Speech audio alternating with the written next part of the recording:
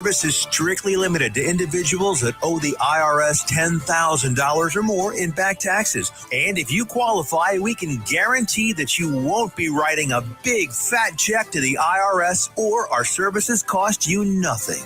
The first 100 people that call today will get a free tax consultation worth $500. Stop worrying about your IRS problem. We can help you, we promise. Call the tax doctor right now. I mean right now, to learn more. 800-240-4587. 800-240-4587. 800-240-4587. That's 800-240-4587.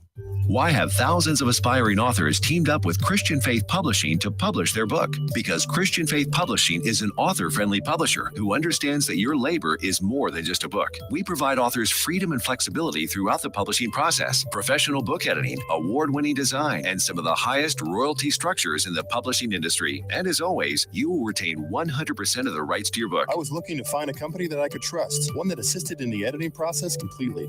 The most important qualities that I was looking for was a publisher who was honest and upfront, no hidden costs or fees, and owning the rights to my own work. Christian Faith Publishing will publish, market, and sell your books in all major bookstores, online booksellers, as well as specialty Christian bookstores. Call for your free author submission kit. 800-978-4812. 800-978-4812. 800-978-4812. That's 800-978-4812. Out of deck carpet giving you the blues? Tired of your old dingy and broken tile? Let my friends at the Floor Store in Cleveland, Texas give your home the makeover it deserves. This is Old Taco Joe coming to you for the Floor Store. Whether it's carpet, tile, wood flooring, or real wood laminate, the Floor Store can cover all of your flooring needs. Located at 405 West Henderson Street in Cleveland, Texas, owner Brent Harris can help. Shower tile, tub surrounds, even backsplashes. Give them a call today at 817-641-9444. The Floor Store, they got you covered.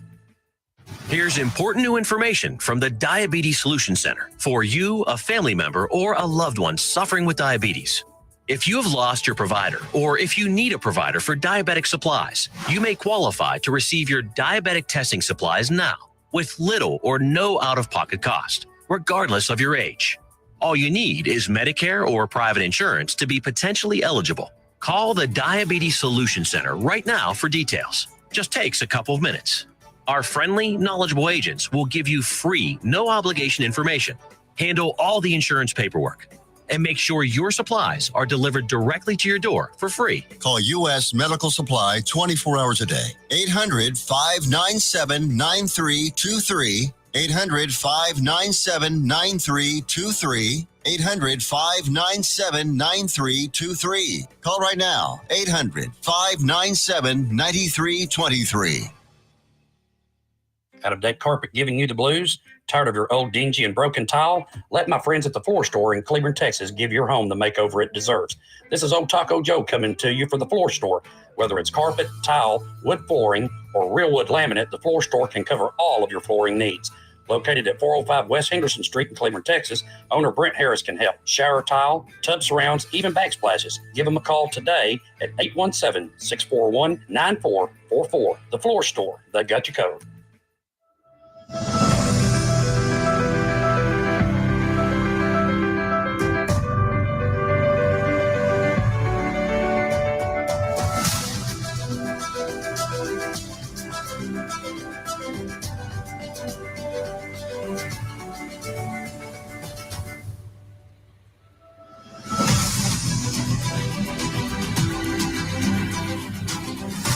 Good evening, everyone. My name is Angelo Rocha. I'm the host of Vet for Vets here on the JOCO Community Radio, a show where I basically pull in some of the finest military people you can find, and we sit down with them right in front of me, and we discuss their life before, during, and after their military service. For example, with me today, I have a former Army soldier, E5. His name is Chris Reid. How's it going, y'all? How are you, Chris? I'm doing good. I don't do too many radio shows, so a bit nervous, but I think we'll get through it. It's okay. I think you'll like it. Just pretend you and I are just chit-chatting. We're just bullshitting. We're just kind of, just talking just like how we would, except I'm going to ask you questions the reason I ask you these questions is because I want the audience that are listening or watching to know who you are as a person. Okay. Okay. Sometimes some people say things that they don't want to talk about, but it's okay. The better it makes you sound to them. Okay. So the first thing I'm going to ask you is, have you ever heard of 988? 988. 988. I don't think so. Okay, that is the phone number. If you're a veteran and you're going through a time of a crisis, i.e., you're going through depression, you're suffering some loss, you're going through a divorce, you're having issues mentally that you know is not helping you in your favor, and you need somebody to talk to you. And if there's somebody like Chris or me who can't listen to you or not listening to what you're saying, you call this number. You go to your phone and you dial 988. It's kind of like 911, except it's a non-emergency line, which means it's not for an ambulance. It's literally for somebody who picks up the phone. You type in 1 on their website, on their phone number. And then what they do is they have a live person that will talk to you, somebody that's trained to talk to people like you who are going through something. And then what they do is they try to transfer you and try to send you to the people that can help you, people that are actual professionals, psychiatrists, people who deal with mental disorders, people who deal with PTSD, even the VA, people who deal with the VA, they help you out as well.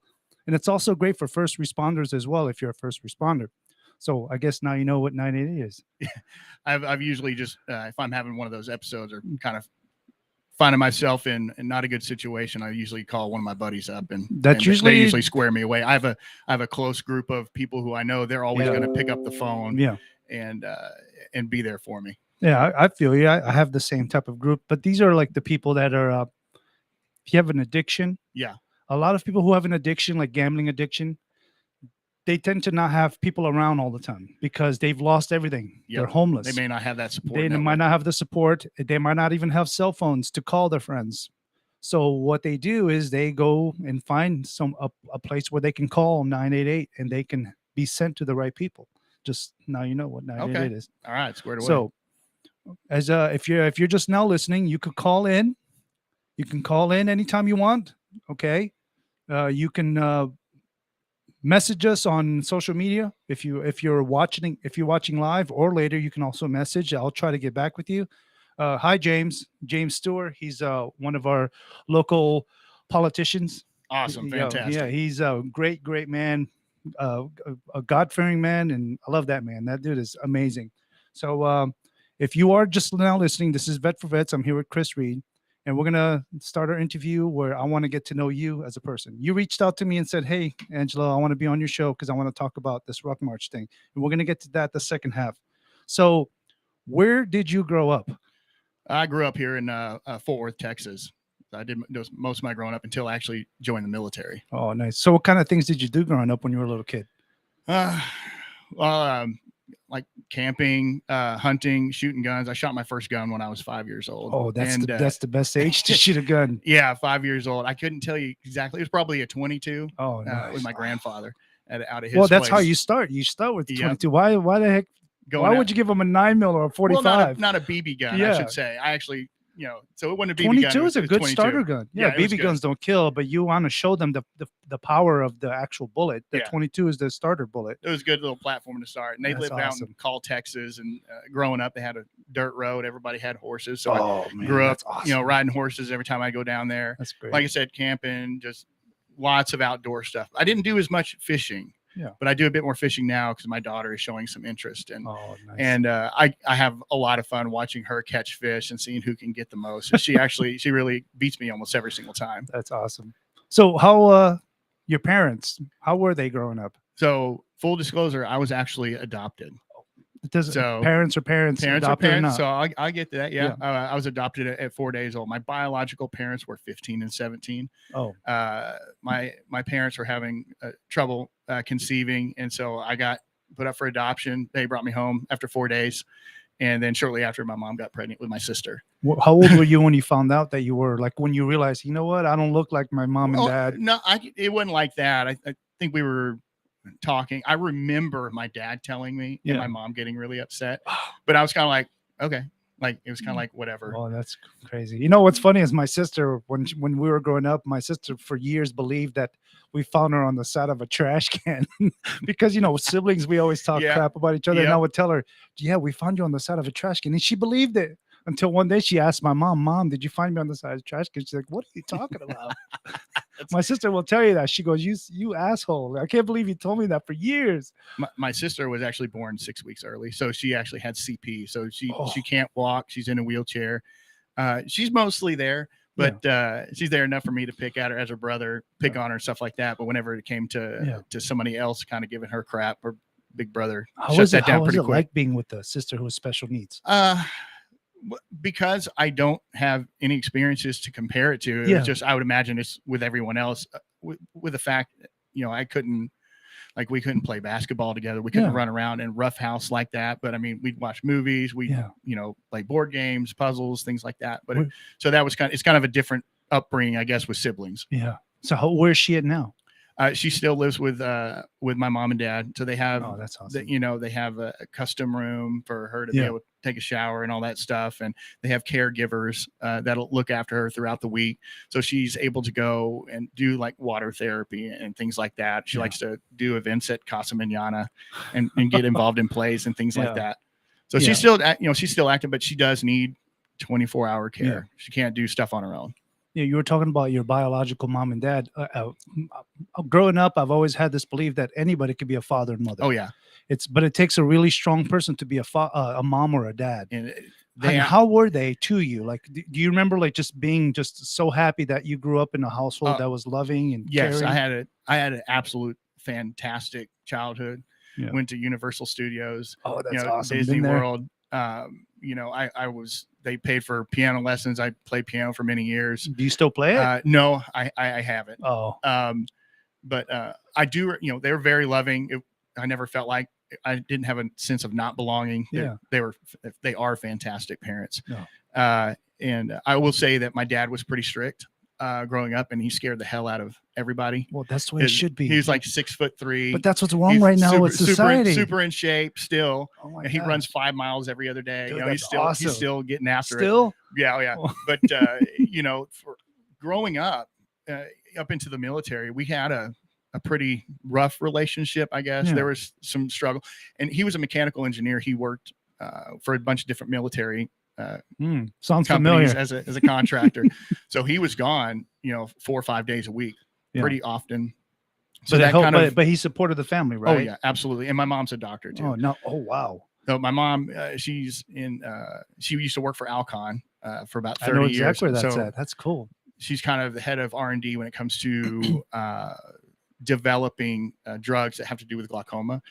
She's directly responsible for helping to assist cure certain blindness that comes from glaucoma. Oh my gosh. She helped run studies all around the world and get these drugs developed, tested, and to market. So she's kind of a big deal. So I'm very, very proud of the work that she does. So your mom was pretty good mom. Your dad was a strict but good dad. Yeah. How is your relationship with them now? Oh, does he love you? The fact that you joined the military, like he felt like you earned his respect. Do you feel like that?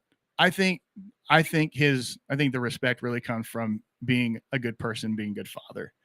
That's the one thing he said. He said, if you want to make me happy, just be a good dad. Yeah. That's the only thing that he's like, do what you're supposed to do the right thing. How would you define yourself now? Do you feel like you're a righteous person, you're a good person, or do you feel like you could be tough at times? I think I'm fair. I treat everybody with the same dignity and respect until you give me a reason not to. Yeah, I'm the same way. Yeah, I'll be your friend unless you don't want to. And that's fine too. I mean, don't be an asshole. Yeah, treat people like you'd want to be treated. Absolutely. Yeah, no matter where they are. So, when you were going to school, were you the I guess the bookworm type, or were you more of a athlete type? So I never did any, I guess, high school sports. I did play like roller hockey. I played soccer a little bit, and I played golf with my dad. Yeah. But bookworm, no. I didn't do great in school. Yeah. I did okay. I had, I guess, ADD, if that's what I want to blame it on, or ADHD, I guess, maybe. School didn't interest me. Before it was a big deal. Yeah. Now every kid has it for some reason. Yeah, I think just people need to get outside more. Yeah, I agree. They just need to burn more energy. Put down these things right here, these electronic devices. Take them away from your kids and just let them be kids and put them outside. Yeah, stop getting caught in 45-degree syndrome. I agree with you.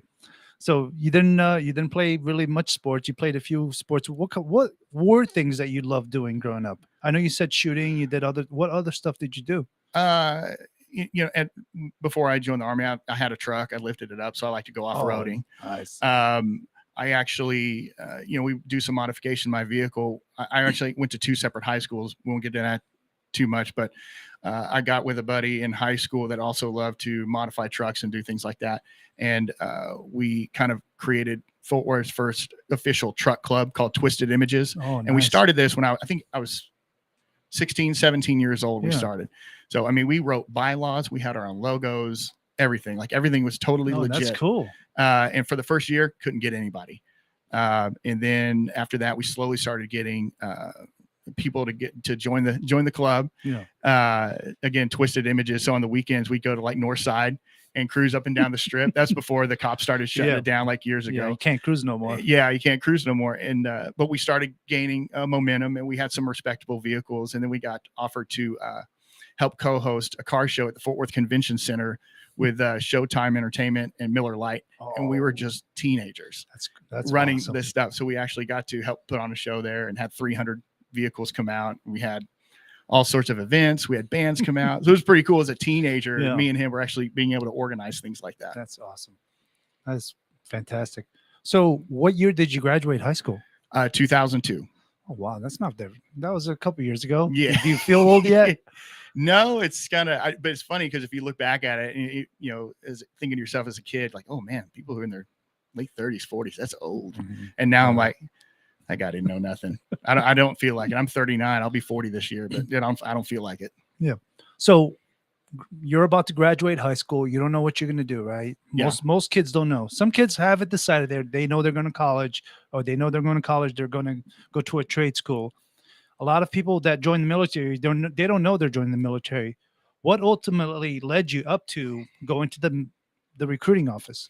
So I actually always wanted to be in the military. My grandfather had a huge influence in that. My grandfather, he was an infantryman that fought in World War II. Mm-hmm. And he earned 2 Bronze Stars during that time period. Is he still around? No, he passed away a few years ago. Oh, did he? And then he got out. Korea kicked off shortly after that. He got back in as a line medic, and he went to Korea, and then he earned another 6 Bronze Stars. So he has 8 Bronze Stars total, and I can verify that from his DD-214. So that was pretty amazing to see that. And again, just even one bronze medal is good. Yeah. 8. Yeah, and that's back in the day, compared to now, where I know you can pull a staff job in Iraq or in or wherever. You can get a Bronze Star for doing laundry. It's definitely getting watered down, unfortunately. But he had a big influence in me joining the military and wanting to do that. I like to camp, shoot guns. You mean I can get paid to do that? That's freaking awesome. But 9/11 had happened at that point, so that was another huge factor. I'll say I did try to the college thing, TCC Southwest, and it wasn't working out. I wasn't interested, and my dad was like, "Well, you're either going to go to school, get a job, or you're going to join the military." He's like, "You will not be a bum." And I was like, "Okay." So I went when my mom was out of town, and I don't know why I waited for that. I went to the recruiting station, and I was a shoo-in at that point. Yeah. Did your mom infantry? That's going to be nothing. Did you think your mom was going to be mad at you if you joined? I knew she wasn't going to be happy, and she wasn't. Because 9/11, the country was going to war. Yeah, going to war, and you just like, you know what, my son's going to be in a position I don't want him to be. And my grandfather he was very upset because he went through all that shit, and he didn't want you to. Yeah, he didn't want me to experience that. Well, the military in 2002. 2003 was not the military that he remembers in Vietnam, Korea, and World War II. So yeah, it's not the same thing. No, it's absolutely not. It's constantly changing. So basically, your dad tells you go to college, you go get a job, or you join the military, and you chose to join the military. Yep, I figured. Now's the time. I'm young. I was 19 at the time, and telling the recruiter, I wanted to be on the front lines. I couldn't. Just doing anything else never came across my mind. It's nothing. Like if like I'm military police officer, infantry, no, field artillery, nothing. No, I want to be the guy who's doing the fighting, because I couldn't imagine someone else taking that spot. Like if I'm going to serve, I want to do it at the highest capacity as I can. Yeah. I want to be on the front lines and do the hard work and do the fighting. That's what I wanted to do. And ultimately I got my wish more than I was expecting. So the recruiter convinces you to join the Army. What made you decide the Army, not the Navy, Air Force, or Marines? So that's actually a funny story. I did actually try to join the Marines when I was 17. Yeah. But my mom wouldn't sign the waiver. She's like, nope, you can wait until you're 18. That's funny. If you're a Marine recruiter, don't let that make you feel down. Okay. But that's cool. Yeah. So you sign your paperwork, you go to MEPS. What's the first thought that comes to your mind when you're at MEPS? Because everybody remembers MEPS. It's weird. But, well, I mean, it's kind of interesting. You don't really know what to expect. There's all these random tests, and it's kind of a false sense of really what's to come. Mm-hmm. So I can kind of remember MEPS going to Dallas. What do you remember the most about MEPS? I remember is just being in my underwear with like 50 other guys walking and marching in different positions back and forth a couple times. What do you remember? I mean, there's that point. There's that part. Honestly, as a young kid, not doing much, I thought it was neat to just go to the hotel and get away. Honestly, I mean, it was a different experience. I know that might not seem like much, but what's weird is that I do remember that the day before going to boot camp, I remember that. Yep. I remember going to a hotel, staying there the night, and it was like free. It's like I felt freedom for the first time. Yeah, it was. You have the sense of, okay, this isn't too bad. Yeah. Oh, that's awesome. They lure you into a false sense of security. So you wanted to be on the front lines, but why not do a different job other than infantry? Well, I mean, that's what my grandfather did, and again, I had aspirations to go be an Army Ranger and potentially Special Forces and things like that. Yeah, I gotcha. I just wondering, like, if there was any other options that you thought maybe I could be that. No, I mean, I honestly, there was never nothing. It was 100%. I want to be on the ground, doing the hard shit. That's cool. Doing the fighting. I couldn't imagine someone else doing that on my behalf. Wow. So you're at MEPS, you put your hand up, you do your oath. You're now officially in the military. How long before leaving MEPS to your first day in boot camp? Oh, well, so remember, I got in July of 2003. I think July 1st, 2003 was my first day. I was actually in Iraq when you joined in the Army. So like a week or two before that, you get up there to Fort Benning and you're at 30th AG. And anyone who knows about 30th AG, it's pretty cush. They fatten you up for chow. You can have whatever you want. You also start your, trying to see how many push-ups and sit-ups you're going to be able to do, and run a little bit. It's nothing too crazy. But I think I was stuck in MEPS for maybe 2 weeks because there was such an influx of people who were joining because of 9/11. There's a lot of patriotic people that wanted to join purely just for fighting in the war. Oh yeah. They knew there was an impending war that we were going to go to, and they just wanted to do it. Yeah. That's why they had a lot of prior service. That was another thing I remember, is a lot of prior service while I was in. A lot of they came into it. Yeah, I remember it was like you had like 50 new recruits or new soldiers in our unit, former Marine, former Air Force, former Navy, and it's like, what is going on right now? It's all these patriotic soldiers that were in the military before during the first Iraq war, and then they were rejoining again so they can serve their country one more time because they felt like they needed to do something to help out after 9/11. Yeah, during my time in, I definitely ran across a lot of former Marines. Yeah. That was pretty common, actually. Yeah. Well, the Marines don't usually take back the soldiers once they leave. I didn't know that. The Army they'll take anybody. Anybody. Yeah. Prior service, that is, because I know the Air Force, the Navy, and them have stringent rules when it comes to that, which is weird. But they can't give steak and lobster to everybody. Okay. Nice. So you go to Georgia, right? Yep. Fort Benning. Fort Benning. Day one. What's the first thing you without saying drill sergeants, drill instructors? What's the first thing that sticks out in your mind in boot camp? I remember when the drill sergeants that are going to have you, they actually come to 30th AG. Yes, you grab all your shit, and then you're marching back to your barracks, or where you're going to be, and then they figure out, how you're going, what platoons are going to put you in and separate you and everything, and of course there's the the mascot, I guess, or whatever the symbol is in the middle of there. Yeah. And you're not supposed to walk across that. Nope. So the first person that gets called or whatever, hey, you go over to first platoon. Smoked. They went right over that. And of course, all the drill sergeants kind of come in and in his face. And you're like, oh, shit. Yep. I remember that. You try to learn pretty quick. Yeah. What do you remember about your first night being alone there in boot camp? What do you remember that? I remember being alone. I remember hearing soldiers crying, like, because they were alone for the first time. They were 18 years old, 17 years old. Just, of course, I was 19 at the time. I just turned 19, and they were crying, like, you know. And it's like, dude, I was probably too. I can't remember, probably just because I was too physically exhausted from that day and mentally exhausted. I don't remember. I do remember that when I was going through it, basic, I was like, you know, it kind of sucks, but looking back at it and all the things I did, I was like, I actually enjoyed it. It was a really good experience, because I was a 19-year-old smart ass, didn't know nothing, and, you know, thought I was a somebody, and I got humbled pretty quick. Yep. Being in basic. Yeah, actually, boot camp is one of those things where if you don't know what you want to do when you get out of high school, joining the military, a lot of times it's very enlightening. You get to know what it's like being a soldier. When they break you down, make you feel like a piece of shit, and then they build you back up to being the soldier that you are, and you come out of boot camp, you are a totally different person. Yeah. And that's the one positive aspect of military that I love.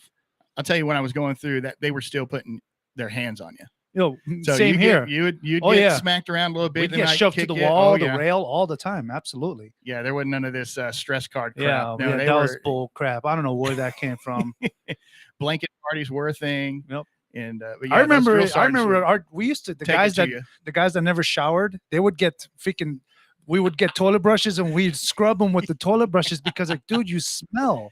You're stinking up the whole barracks. It's pretty wild. And then you got and then you got the funk, because you have all these people going from all over the country into one little location. And so now you got this funk that lasts for like 2 weeks, where everybody's hacking up, coughing, getting sick, getting all that nasty shit out of you. Because you're bringing everybody's funk into one location. I do remember that. That sucked. Nice. Did your drill sergeant, when you guys would get mail, did he fling it at you like a boomerang? Oh, yeah, they might do that. Or they'll open it up and read it. We actually had a guy get hit in the eyeball with one of the letters and got sent home because the drill sergeant hit him in the eyeball. Here. Yeah, busted his eyeball, went blind in one eye. Oh, shit. Yeah, he went home, got an eye patch. I mean, it was one-eyed Willie. You have to buff the kill zone and keep that shit clean all the time. We had a rinkety-dink buffer that had all the wires exposed in the box. Yeah. And you had to touch these two wires together to make it run. Yeah. And one night, one of the kids is doing that, and he touches the wires wrong, and he gets electrocuted right there and falls to the floor and starts screaming. It says he's blind. He couldn't see. His finger actually got cauterized all the way to the bone, and he lost his eyesight for very temporarily. Oh my gosh. But they just bandaged him up and be like, you're fine. That's crazy. Oh man. Yeah. I saw guys break their arms, their legs. They just get hurt over stupid stuff. AWOL, they can't hack it. I'm like, come on, guys. Yeah, luckily my unit was actually one of the better units, because we had a bunch of different units, battalions, but our battery was actually a pretty good one. Actually, I think it was our company, battery is for the field artillery. But yeah, my unit was pretty cool. Okay. What'd you think about your unit? Was it? I thought it was squared away. Was it? I enjoyed the drill sergeants that I had. They're experienced. Some have CIBs, which, if you're in the infantry, that's a big deal. I mean, I got it tattooed on my arm here. Yep. That was something that we all strive for, and anyone as an infantryman, you want that. And at the time, not everybody had one, because it had been forever since the country was at war. Yeah. Any of these grunts saw any action. So when you saw someone who had that CIB, you listened to them. They knew what to do, and they had the answers to try and keep you alive. So if they spoke, you listened. Yeah, I know. Well, now we're on a constant war. Now everybody that joins the military is going to be a CIP. Just about everybody that joins the military now is going to see combat. And that's not the way it used to be. Sometimes a lot of soldiers that went into the military was just there for combat readiness, just for, just staying in whatever, Fort Sill, Fort Hood, Fort Benning, just to stay there and just help out financials, KBR, whatever it is that it was. But anyway, so we are here at the Joco Community Radio Station. This is Vet for Vets. My name is Angelo Rocha. I'm here with Chris Reid. James Stewart says, Lord, heal the men and women of the mental pains and scars that haunt them day and night. I couldn't agree with him more. And he basically prays for our men and women in uniform that are currently serving and fighting for us. He prays for the people that served for us, and he definitely prays for people who we've lost, who made the ultimate sacrifice for our country. And now we live in a country now where a lot of these younger kids, this younger generation, just don't understand the value of the ultimate sacrifice. I have friends who've sadly passed away while I was deployed, and then we've had friends of mine who've killed themselves. And I'm quite sure you can share that same experience. So yeah, unfortunately now I think it's to the point where I've lost more of my brothers to suicide than I did to the actual war. When we get back with Vet for Vets, we're going to talk to Chris Reid a little bit more, maybe about his life during his combat zone tours, and maybe even more about his family and his little campaign that we have going on for July 4th. Stay tuned. We love y'all. Please return. Let's be honest. Wheelchairs are heavy, bulky, and ugly. If you carry a wheelchair in your car to take care of a loved one, you know how hard it is getting that clunky, old-style wheelchair in and out of your car. Introducing the Feather Chair Wheelchair. At 13 pounds, it's the world's lightest wheelchair. It folds in seconds and fits neatly in your trunk, backseat, or closet, so you can take it everywhere. And it's only available right here. Order yours today and get a free wheelchair case, a $50 value, yours free. The Feather Chair. The world's lightest wheelchair is just $4.99 with easy payments as low as $16 a month. Sorry, no Medicare or insurance accepted. So call right now to order yours. 800-823-5826. 800-823-5826. 800-823-5826. That's 800-823-5826. Out of deck carpet giving you the blues? Tired of your old dingy and broken tile? Let my friends at the Floor Store in Cleveland, Texas give your home the makeover it deserves. This is Old Taco Joe coming to you for the Floor Store. Whether it's carpet, tile, wood flooring, or real wood laminate, the Floor Store can cover all of your flooring needs. Located at 405 West Henderson Street in Cleveland, Texas, owner Brent Harris can help. Shower tile, tub surrounds, even backsplashes. Give them a call today at 817-641-9444. The Floor Store, they got you covered. Out of deck carpet giving you the blues? Tired of your old dingy and broken tile? Let my friends at the Floor Store in Cleveland, Texas give your home the makeover it deserves. This is Old Taco Joe coming to you for the Floor Store. Whether it's carpet, tile, wood flooring, or real wood laminate, the Floor Store can cover all of your flooring needs. Located at 405 West Henderson Street in Cleveland, Texas, owner Brent Harris can help. Shower tile, tub surrounds, even backsplashes. Give them a call today at 817-641-9444. The Floor Store, they got you covered.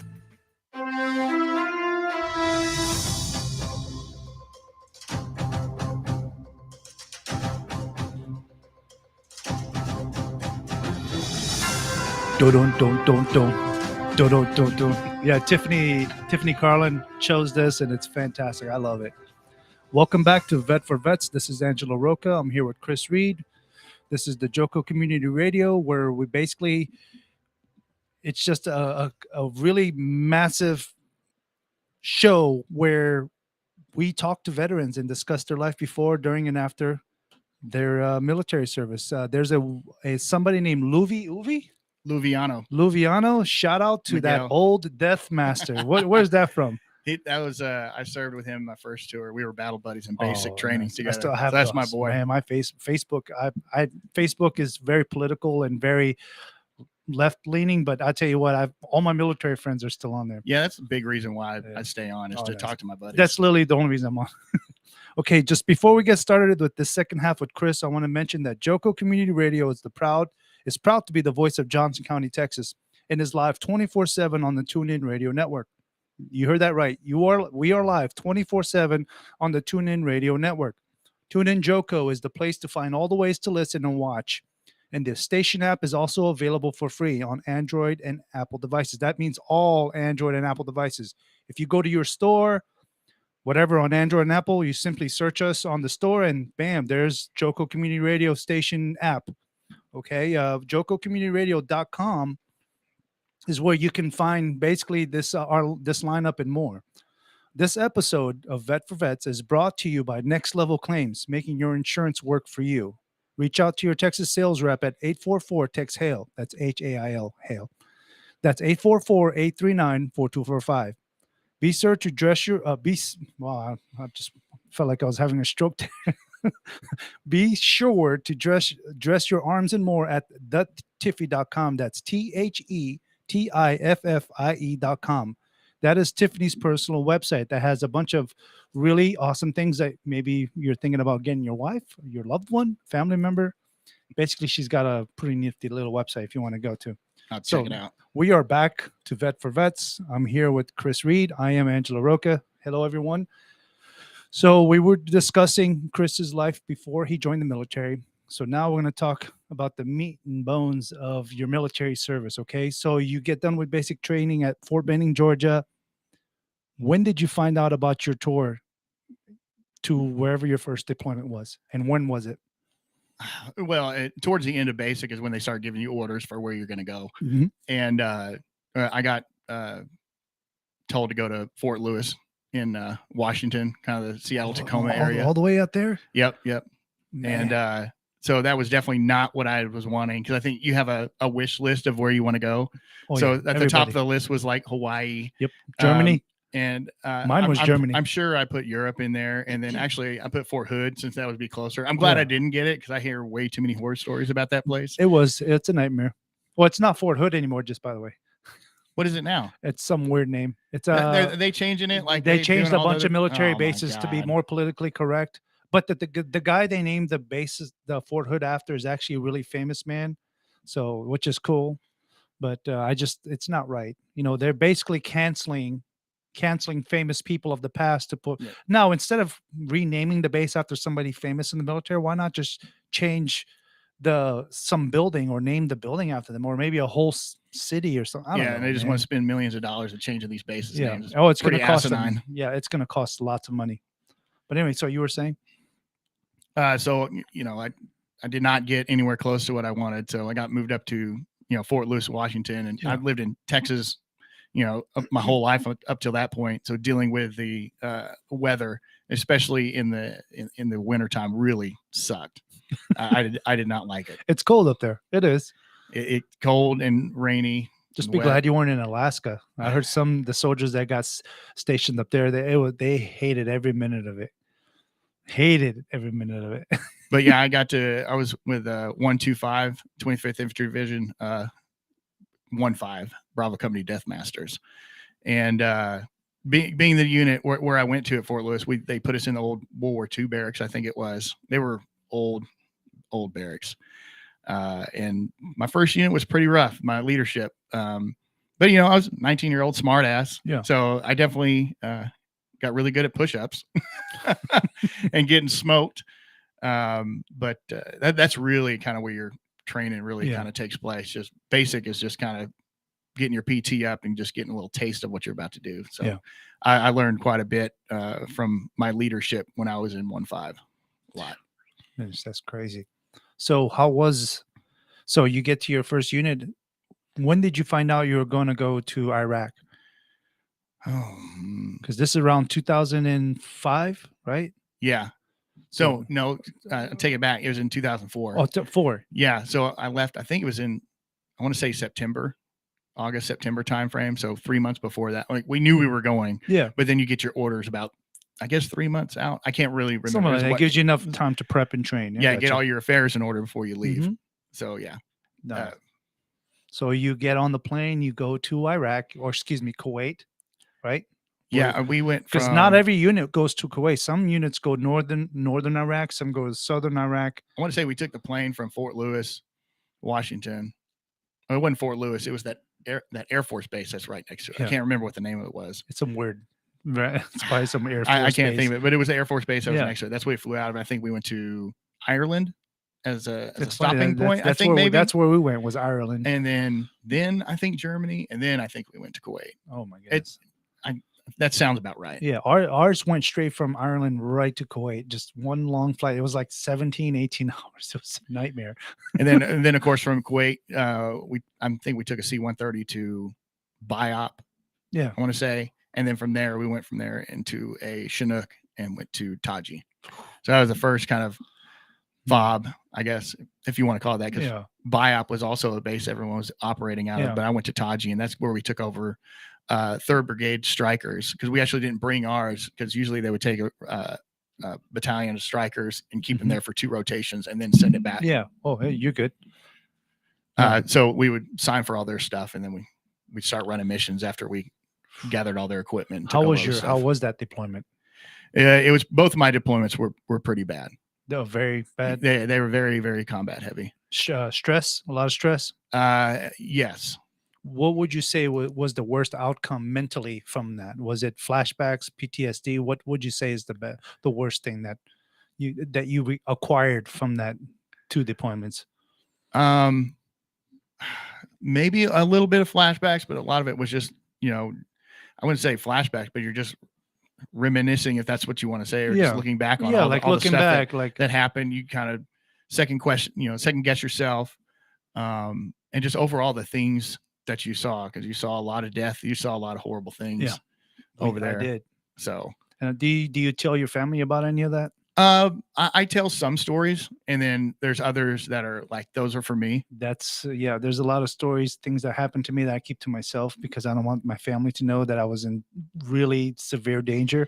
Yeah. And I could have probably died or gotten killed, but I don't tell them about that.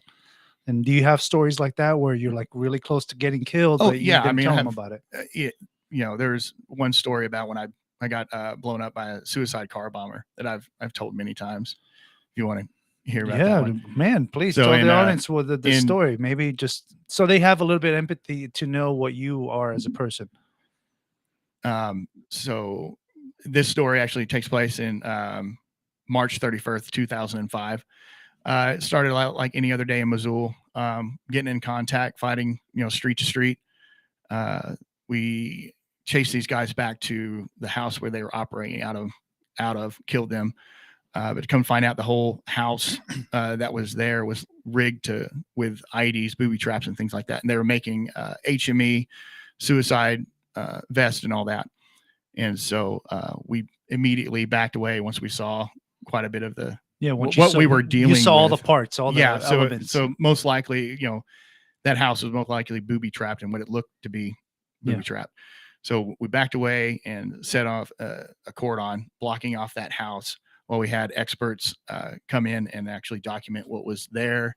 And it was determined that they would blow up the house. It was too dangerous to actually move any of the stuff. So they were literally just going to blow up the house in this neighborhood. That's smart. That took a lot of time. So we were there in that location pulling security for, I want to say 7-8 hours. So yeah, anybody who's been in combat knows that's a long time to be sitting in one place for the enemy to make a plan against you.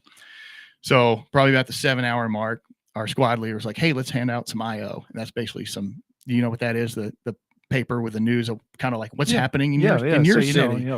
So it was, so we were handing that out and talking with the locals. But we all had a really bad feeling about what we were doing.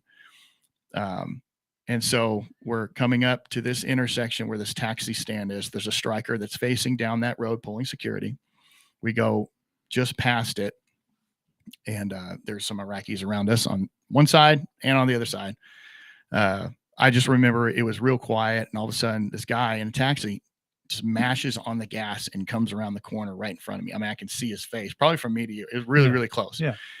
And it just didn't click what was taking place. So he's hauling ass towards the striker pulling security. And I remember just kind of looking at him and be like, this dumbass is going to get shot or he's going to run into the striker. Yeah. And so I just kind of looked dumbfounded. And as soon as he goes under the striker, I remember seeing the explosion, feeling the pressure, something slams into my thigh, and then I'm out cold. I get up, or excuse me, I was knocked unconscious and thrown about 10 feet from where I was standing. Did the striker do its job? Did the seats pop down? Because the strikers, a lot of times they have these compression tabs on the seats and the driver and the passenger side. Whenever there's a bomb that goes off, it causes these pads to collapse and it forces the seats down. Like I don't think we had that version. Really? Yeah. The versions we had were just like that. So the seats would actually eject you downward. Oh, wow. I didn't like know that. Duck you like almost like instantaneously as soon as the bomb goes off. It had gone through the front and it had hit the front left side of the striker. Yeah. So anyways, I'm on the ground. I start coming to. My buddy Neil, he laid on top of me and starts patting me down and saying, Chris, you okay? Wake up. And I couldn't hear anything. I kind of, my eyes open. Everything's on fire. Everyone on the other side of the street is dead. And I kind of went to go feel my thigh, because before I was knocked out completely, something hit my thigh. Yeah. It was a piece of shrapnel, but I had kept a pair of brass knuckles in my pocket, and that piece of shrapnel hit the brass knuckles, keeping it from going into my leg. I got So you. that was So you thought super lucky. So I'm getting up. I can. My hearing's finally coming back, and our squad leader is yelling at us to go take cover into the building that's right across the street from us, because usually that's what they'll do to initiate contact. They'll blow you up and then start shooting at you. Mm-hmm. And so I get up and start running. Probably maybe 5 seconds or less after that, I turned around and I see two of my buddies laying down on the street, on the side of the sidewalk. Mueller is face down, and my buddy Worsham, who is the closest to the blast, is face up, and I can tell he's shaking. Yeah. So immediately I'm like, well, fuck that. I'm not going to let my guys stay out there. I'm going to go back and see if I can tend to him and get him out of the area. So I turn around, I start running towards Mueller, and I'm yelling his name, Mueller. And he doesn't move. So I automatically assume he's dead, because I can see Worsham. He's on his back and he's shaking. I'm like, okay, I can't work on Mueller right now. I'm going to go focus on Worsham and see what I can do for him. So I run up to him. I set my machine gun down. And right at that time, I realized that Neil, who initially checked on me, saw me turn around, and he was going to let me be by myself. Yeah. So he's going to pull security while I work on Worsham. So I kneel down to Worsham. I look at him. He has concrete and metal all in his face. And I took his Oakleys off, and he's got this perfect reverse raccoon look on his face. And he's conscious, and I take my iPro off. And I said, hey, brother, I'm here. I'm going to take care of you. So I look down at his leg. He's got a huge hole in the side of his thigh where he's losing a lot of blood. So I immediately take out his tourniquet and wrap it around his leg. I start cinching it down. And as I'm starting to tighten it up all the way, like some of the muscle and fat was trying to get out of that hole, and it kind of startled me. I'm still in shock at this point. Yeah. And so I hesitated for a second, and Neil was like, smack me. He's like, hey man, like finish it up. Wake up. Yeah. Snap out of it. Put a pressure dressing on. Yeah. Put a pressure dressing on and make sure I cinch it down all the way. Yeah. And was able to stop the bleeding. And about almost that exact moment, first sergeant and medic come up and say, hey, go back to your squad. We got it from here. We're going to take him and put him in the MEV. Yeah. And so he lived. So luckily he didn't bleed out, but that was his ticket home. So I start running back to the building where the rest of my squad was. I get up there, and then I see Mueller. And so then I'm like, okay, he's not dead. So that was a huge relief. Yeah. He was probably just, I guess, knocked out unconscious, I guess. Yeah, he was still unconscious. Oh. And so I get up there. I finally face out. I'm covered in Worsham's blood. Yeah. And that's when kind of like my adrenaline started going down. I just started bawling. Yeah. Because my buddies got all fucked up and torn up. And that's probably the biggest thing. That is the biggest thing that affected me through the war, was something that I could not handle. That really affected me. So anytime there's a situation to where I could be in front leading, I would do that, because I would rather bite the bullet, so to speak, versus someone else. Yeah. Yeah. Mine was not a daycare. It was an elementary school that we just had rebuilt in northeast of Iraq.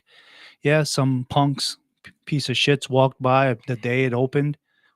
They had a wall that's like 10 feet tall, 8 feet tall, however tall it was. It surrounded the whole compound. It surrounded the soccer field. It surrounded the rec center. It surrounded the school. It surrounded everything. And the first day of this elementary school that opened, some punks walked by, grabbed some grenades, threw it over the wall while the kids were playing, and killed a bunch of kids. Yeah. I remember showing up to that school because we found out about it. So we were helping security help, clean up the area. And I never in my life ever saw kids dead.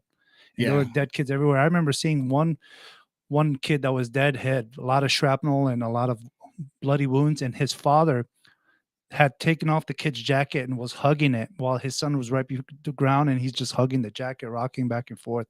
And I remember seeing that. It was just horrific.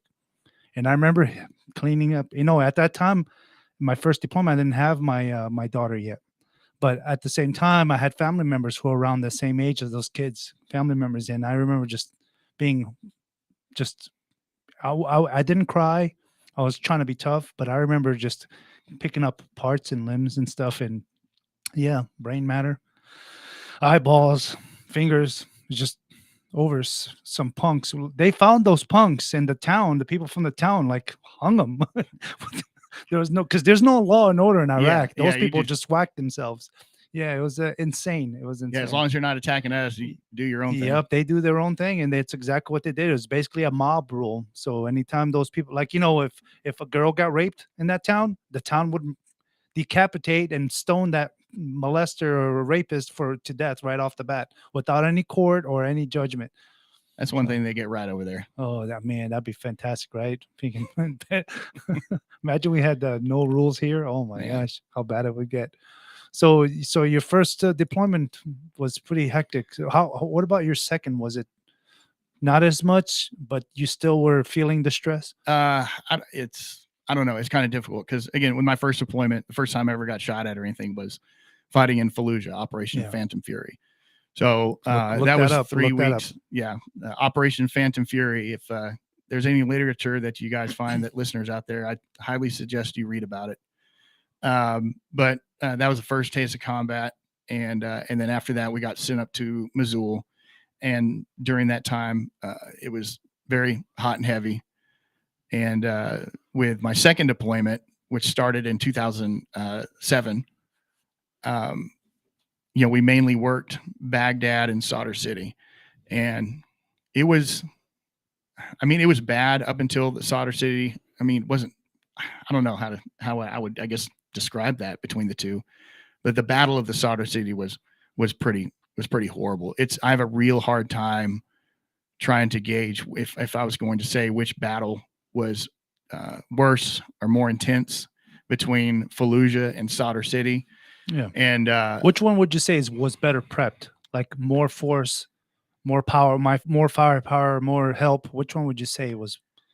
Well, Sadr City was kind of a shock because it started, the Mahdi army, which was run by Muqtada al-Sadr, the Jaish al-Mahdi, the JAM, they spread out and started taking over areas without us knowing that was going to happen. It was kind of a shock.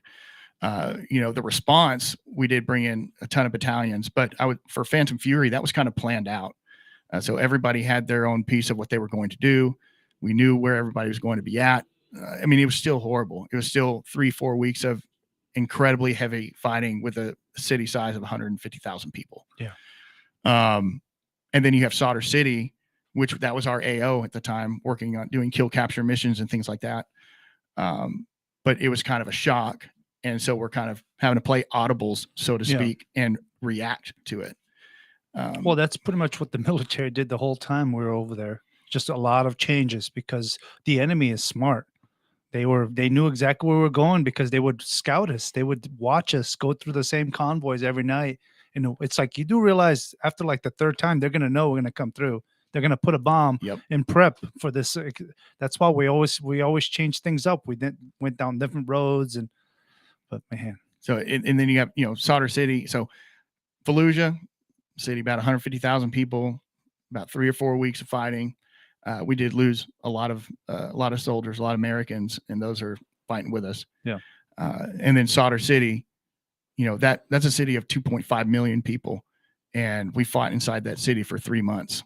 And so I don't know. It's kind of hard to say which one was worse. They were both pretty awful. Yeah. In both those instances, I will say that our command lifted the ROE, so we had no rules of engagement. So that made our job very easy. That's much better. So there was no rules on what we were doing. Yeah. Everything was weapons free. Do what you need to do. Because they got advance warning saying the military was coming through. If you're going to take any part of being here, it's your death warrant. And they knew those, because I know they did that to Fallujah. Yeah. They sent out sirens saying, hey, if you are fighting these Americans, you're going to die. They did that, and they dropped leaflets from, I think, C-130s and helicopters. They told them over the city. They told them, hey, just we're so coming you know, in. we're coming in. You better leave, or you better depart. That's exactly what happened. Yeah. And a lot of them didn't leave. A lot of them fought back, you know, and some of the greatest war stories came out of that Fallujah and Sadr City.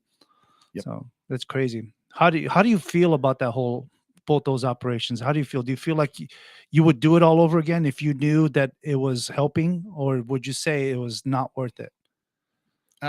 You know, people go back and forth about, you know, should we have done this or that, or, you know, what's the benefit of it? I'll say like this: I don't have any regrets. And those people had every opportunity to take matters into their own hands. You know, the dictator was removed, you know, whether right, wrong, or indifferent, that's another argument. But the people of Iraq had a choice and had a say of how they wanted their government to run, how they wanted their country to run. Yeah.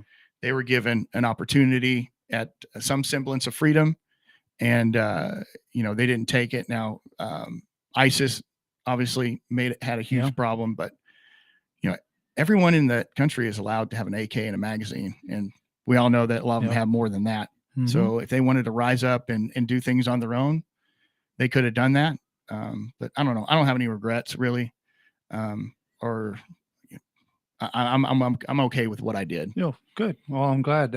We have a comment from Apollo Arevalo. He said, "Loving this conversation. Love my brother Landry. My God, keep using you for this kingdom and for our stories of true brotherhood and love for each other." Psalms 91 over you and the girls. Appreciate that, Rev.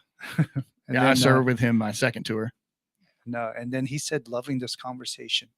He's one of those guys where he can video chat with us on Restream, maybe one future date. Absolutely. Absolutely. So we have 2 minutes in the conversation. This is normally a sporadic moment of just random questions, but we're not going to do this. I'm going to ask you one question, and you be in depth with this. Okay, Chris, you're sitting in a room. You have this teenager, maybe 8 to 13-year-old child, doesn't matter what it is, and they're asking you questions, and they happen to ask you this question. How would you respond? Sir, what is a veteran, and what does it mean to be a veteran? Oh, what's a veteran? Mm-hmm. Oh, I mean, quite simply, someone that served their country. I know that there's some people out there, for whatever reason, that they think that if you served your country but you didn't deploy, you're not a veteran. And there's those types of people out there. I don't quite understand that logic. Yeah. But no, someone who served their country honorably and in any capacity within the military, whether you're, you know, scrambling eggs or scrambling brains, so to speak, with your sniper rifle or whatever. I think every job is needed in the military. Oh yeah, doesn't matter how menial or small. Everybody's helping. You know, us grunts are pretty arrogant, and we like to talk shit about everyone else. But I mean, we know that we all have to work together to complete the mission. There's nothing wrong with having a little pride in what you do, and a lot of the Marines do it all the time. The Ranger Battalion does it all the time. You know, infantry definitely does it. I mean, especially when you go to boot camp and everybody pretty much shits next to each other, and they get to know each other, and they become a brotherhood that you can't just explain. So, but anyway, so everybody, my name is Angelo Rocha. This has been Vet for Vets. Have my friend here, Chris Reid. Chris, what do you want to talk about before we go about your Ruck March? You got about 1 minute to talk about this event. All right. It's Patriotic Ruck March on July 4th morning. Show up at the Bailey Lake Pavilion no later than 07. We're going to take off at 07:30. It's going to be about a 4-mile ruck at a light pace. It's just simply to bring veterans and freedom-loving Americans together for a cause, just to get to know each other, and build a bond. I really like meeting other veterans in the community. I think it's very important that we build a strong support network, especially with those that are around us. So it's just something that I want to do. It's something that I wanted to do, and I offered it up if anybody wanted to join me, and it kind of exploded. That's great. Will you be taking donations at this event? No, I'm not taking any donations. Oh, so it's just a Ruck March, just celebrating, something just honoring to do for veterans. Fun. That's fantastic. Well, Everybody, this has been Vet for Vets. My name is Angelo Rocha. This has been Chris Reid. Thank you much for listening to us. And tomorrow, 7 a.m. at Bailey Lake, July 4th. Thank you, everybody, for listening. Have a good night. From Burleson to Venus and Grandview to Godley, this is the voice of Johnson County, Joco Community.